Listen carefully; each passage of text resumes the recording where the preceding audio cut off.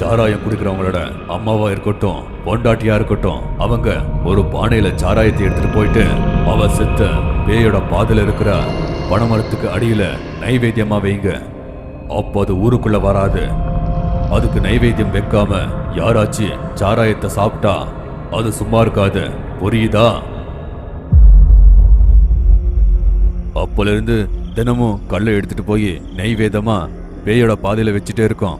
நீங்க எப்ப வருவீங்கன்னு எல்லாருமே எதிர்பார்த்துக்கிட்டே இருக்காங்க. வர ஞாயிற்றுக்கிழமை அமாவாசை நாளுக்குள்ள அதோட பொருட்கள் ஏதாச்சும் ஒண்ணு எனக்கு வேணும். முடியோ நெகமோ அதோட துணியோ ஏதாவது ஒண்ணு வேணும். கோவத்துல அவளோட வீட்டையே எரிச்சு போட்டோம். இப்ப அங்க சாம்பலை தவிர ஒண்ணுமே இல்ல. அப்படின்னா எப்படி? அதோட எந்த பொருளும் இல்லாம அதை என்னால எப்படி அடைச்சு வைக்க முடியும்? இந்த முழு கதையோட லிங்க் கமெண்ட்ஸ்ல இருக்கு, பாருங்க. இதே மாதிரி வீடியோஸ் நிறைய பார்க்கணும்னா லைக் பண்ணி சப்ஸ்கிரைப் பண்ணுங்க.